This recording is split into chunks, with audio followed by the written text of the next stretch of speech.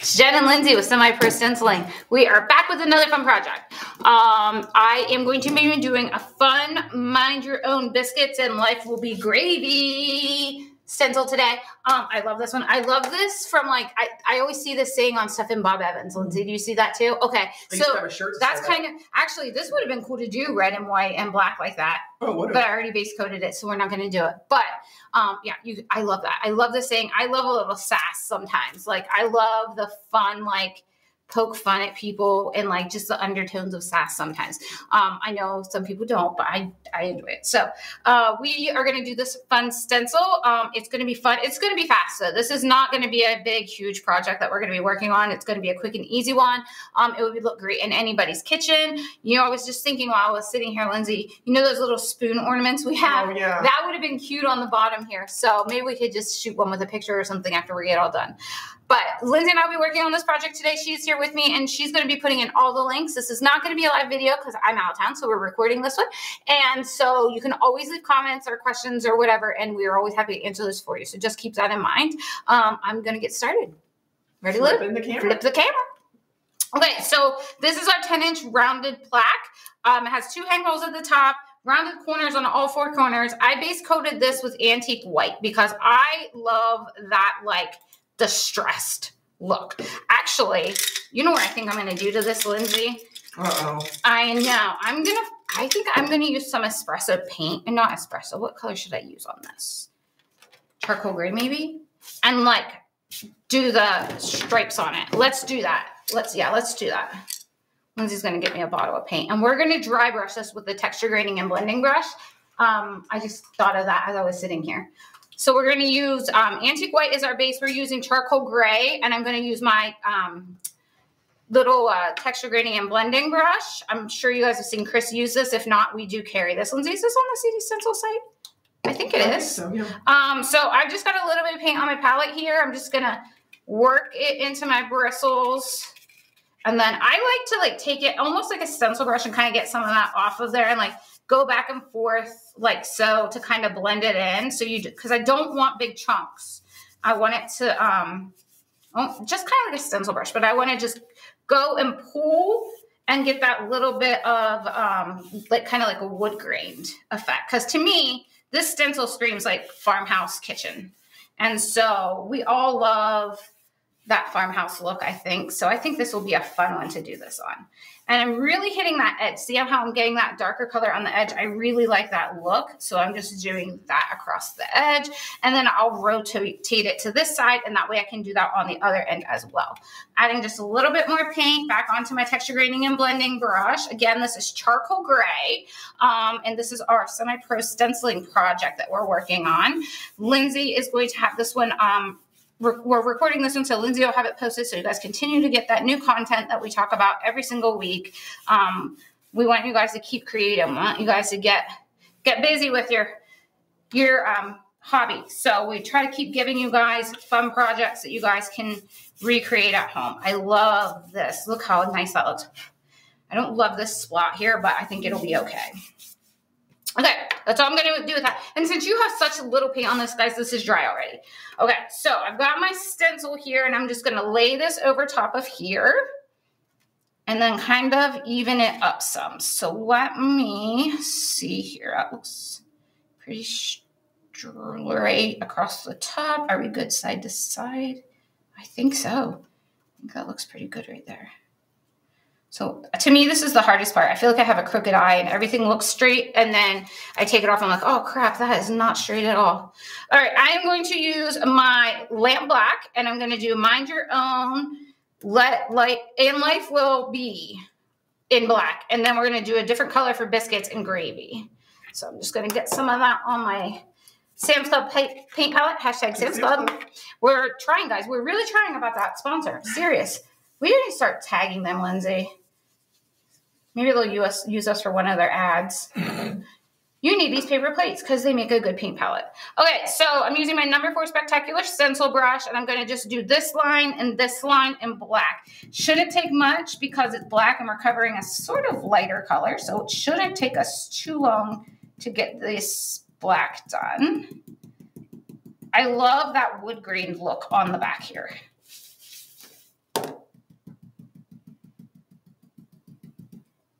Okay, so Lindsey and I, we talked about this last time, but Lindsey and I have been prepping for our Wicked Warehouse sale. So if you guys are thinking about coming to that in October, it's the 30th and the 31st of October, our warehouse will be open for shopping, making takes, demos, all that fun stuff. You can talk to the designers that are going to be here, that I know are going to be here, are Chris Hoy and Linda O'Connell. Sometimes Sharon Bond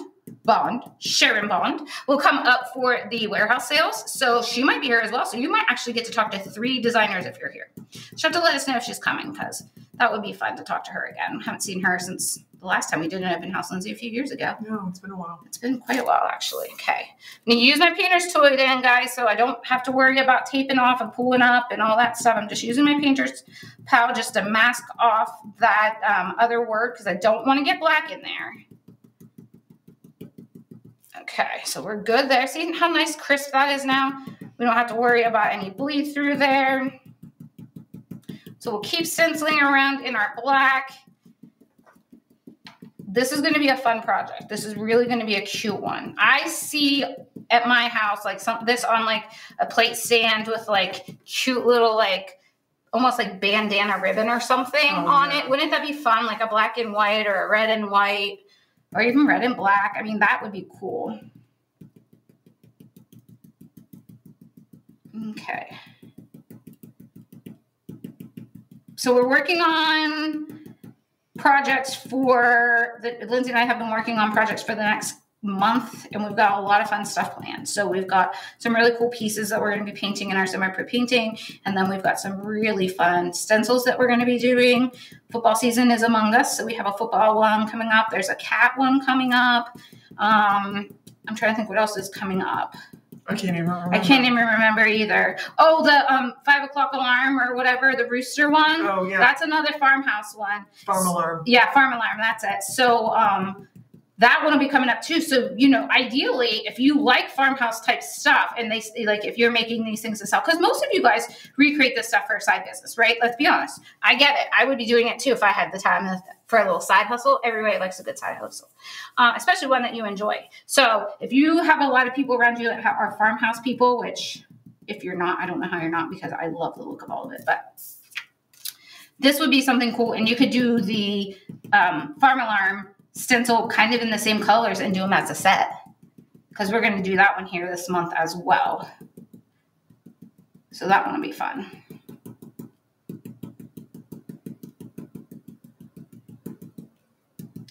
Important part of stenciling, guys, is making sure coming straight up and straight down, because when you bend, that's when your bristles are going to go up underneath your stencil, and that's where you're going to get some of that mess. So you don't want that. You want to just make sure you're going straight up and straight down.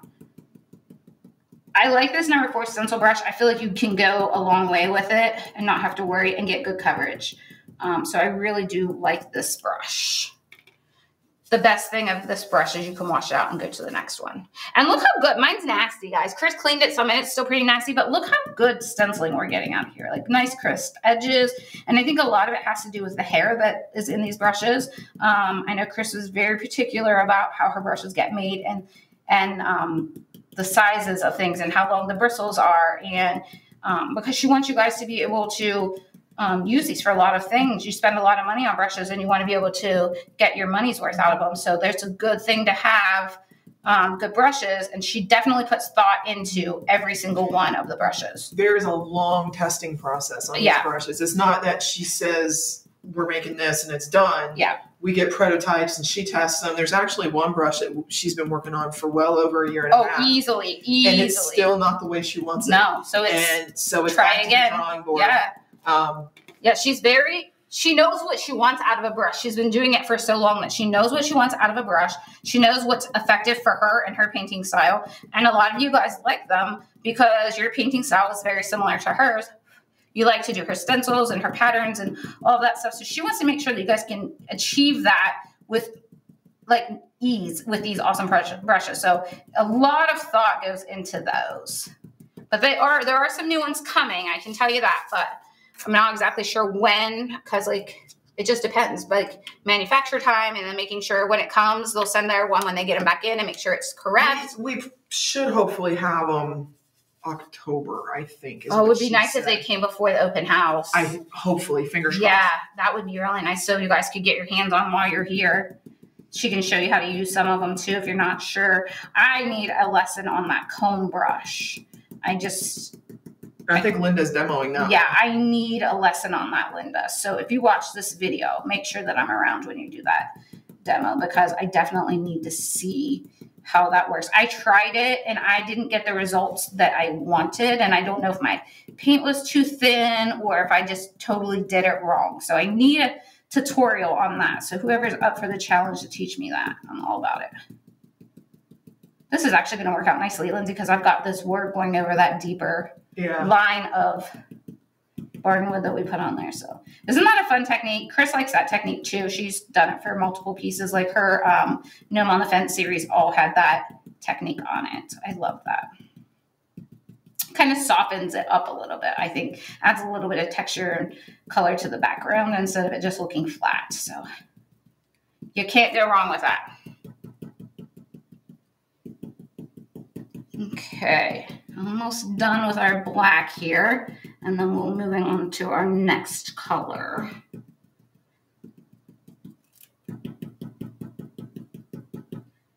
Stenciling is so fun to me, and I think the reason behind it is like you think looking at it that it's not okay, and then you lift it up because you see all of the paint around it, right? And so my brain's like, what are you doing? You're making a mess, right? This is not going to be a good stencil. And then you lift that stencil up and you're like, holy cow, look how awesome that is. You can't even see the mess on the top of the stencil. And I think I've told you guys this before, but CD Stencils we make all of those. Like we design and make them. So we do laser work on them here. We create the files, then we cut off everything here. So if there's ever you're in a need for something, give us a call and let us know, because more than likely it's probably in our files to be created that we just haven't had the time to get it done yet. So let us know what you guys want to see. If there's a stencil that you need a stencil for something and you're not sure what to use, we may be able to help you point you in the right direction. Chris loves background stencils. She uses them a lot on her patterns. She likes how it gives that textured look as well. So if you want to use any of those background stencils, you can see any of her videos. Pretty much they all have background stenciling in them. So if you're not sure how to achieve the look that you're hoping to get, you can always watch her videos on YouTube, and that's Chris Hoy Designs YouTube channel. And you can get all kinds of classes and like live painting videos that she's recorded painting where you can go watch, and that's all absolutely free. So once you start, head over there when you're done watching this one and go to her YouTube channel and check that out, because it will have lots and lots and lots of stuff. And you can always subscribe to our YouTube channel, which is CD Stencils. That's what Lindsay and I film all of our CD Stenciling semi-pro videos on. It all goes there. So you can catch it there if you want to just focus on stenciling as opposed to some of the decorative painting stuff. You can definitely get projects there. How about TikTok, Lindsay? How's TikTok going? Are we? We still have it. We've been posting some stuff, but we've been a little out of sorts this last couple of weeks because we're all learning some new stuff and getting adjusted to a new work schedule. So that's it's always a little bit of a challenge when we first start. I told Lindsay yesterday when we left work, I'm like, I feel like I'm getting ahead again. Like I felt like I was drowning for a little while, but I feel like I'm getting ahead again.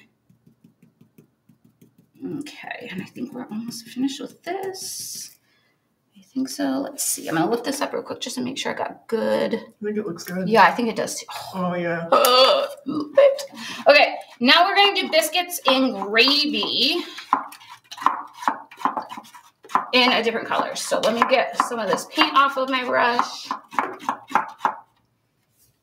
And I'm just rubbing it on the rails on my bottom of my dirty water. Let's get that black out of there. Black's hard to get out. Like I feel like it just keeps coming and coming and coming. Well, that's when she cleaned that brush. That's what came out. Yeah, I use black a lot though when I stencil because I like it goes with everything. And I feel like when we're doing these projects, like it needs to. I'm visual. I'm very visual. So I need to make sure that when I'm doing these projects, I can see it used in my house. I'm going to use espresso for my biscuits and gravy. So let's do that. Ooh, that needs to stick it up more. Okay, let's see. What do we got now? Oh, much better. All right. So just load up espresso. This is a pretty color too. Okay, we're going to do our biscuits part now.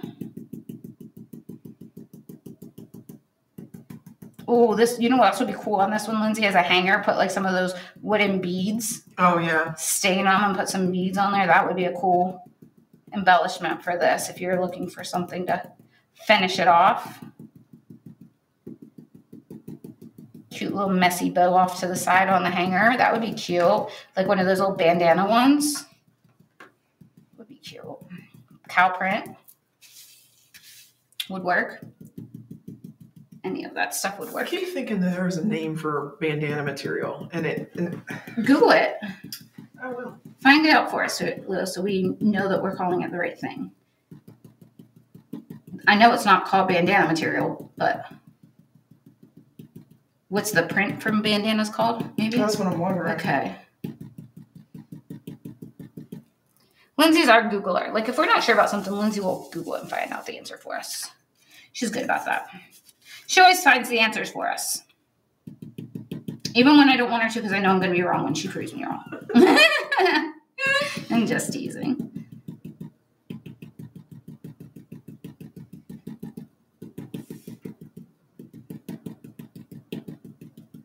Okay.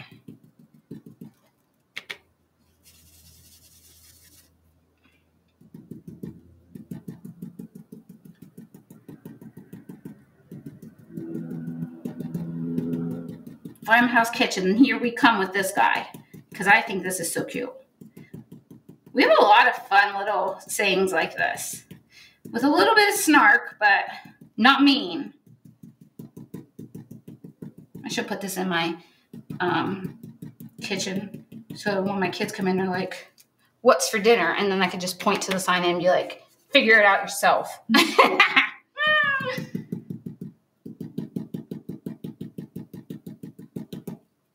Okay, finishing up the biscuits, and then we're going to move on to the gravy. There's not a lot of design on this one, so it's like your color choices aren't like, you don't have that many options for it because it's just words. There's no like embellishment. So we're going to have to, that's why I wanted to do that barnwood on the back, just to give it a little bit of texture. And then with our stenciling here, we're going to break some of that up anyway. And I wanted to do more neutral colors so it would work in anybody's kitchen. You don't even have to, you could put this in a bedroom. You could put this in your living room. You could put this anywhere, but I think this would look great in a kitchen on top of like a refrigerator or something, or cabinets. I know. So let me ask you this, Lindsay, as I'm over here talking about kitchen cabinets. I know a lot of people are saying that they're not even decorating the tops of their kitchen cabinets anymore. Have you seen that? I mean, I don't, except at Christmas now. See, I have stuff on top of my refrigerator cabinet, and then I have stuff all the way around in my kitchen on the top of my cabinets. But we have cathedral ceilings, and I feel like if you didn't put stuff up there, it would look empty. So we don't have cathedral ceilings. Yeah. But I mean, my mother-in-law has stuff on top of her cabinets. Does she? Yeah. So I mean, it's so hard. I mean, it's part of it is me not wanting to do it anymore because I don't want to have to get up there and clean it all. That's part of the that's why I only do it once a year, because you have to dust it. You have to dust that stuff. It's nasty. Or you can get because our kitchen's on the back of the house and the back door's back there, right? Yeah, so you could get little critters. Yeah. Spiders. But oh, no, thank you. No, thank you at all. I had a bee's nest on my front door. I had a wreath on my door, and I had a bee's nest. They built it behind the wreath. So my husband wasn't home, and I was trying to change the wreath out, and I found the bee's nest. You should have seen me trying to kill those bees without getting stung. It wasn't a real big one, but it was definitely there. I got it. Finally got them away from it, and then I got it knocked down and cleaned it up, so it's not going to be on my front door anymore. But we don't use our front door. Everybody comes in the garage. The only people that use our friend door is the kids when they come home like late, if they've been out with friends or girlfriends or whatever, and then they come in late, they'll come through the front door so they don't let the cat out because he sleeps inside. In our garage cat Arnold.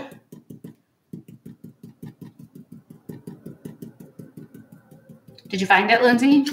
It doesn't say, like, it keeps coming up with the word paisley, which is the pattern on it. Okay. But the bandana can be, the word itself is thought to originate from the Sanskrit word bandhati, which means binds or to tie. Because most people wear them tied back. Yeah. To that. Yeah. Brad used to wear a bandana every time he went on his motorcycle to, like, so his helmet didn't rub his bald head because my husband shaves his head. So he would always wear a bandana when he was on his motorcycle. And Dakota would wear them sometimes to football practice and stuff just to help, because it would catch the sweat too.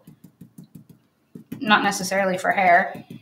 I don't know that I've ever worn a bandana in my hair, honestly. Yeah, you did. Did I? When we had that crop here, the Survivor crop. Oh, I did, didn't I? But it wasn't like a style choice. I did it because it was a costume. But there are cute ones that people wear. Like, they have that whole, like, bandana set from, like, Walmart now that has all the different patterns and stuff on it.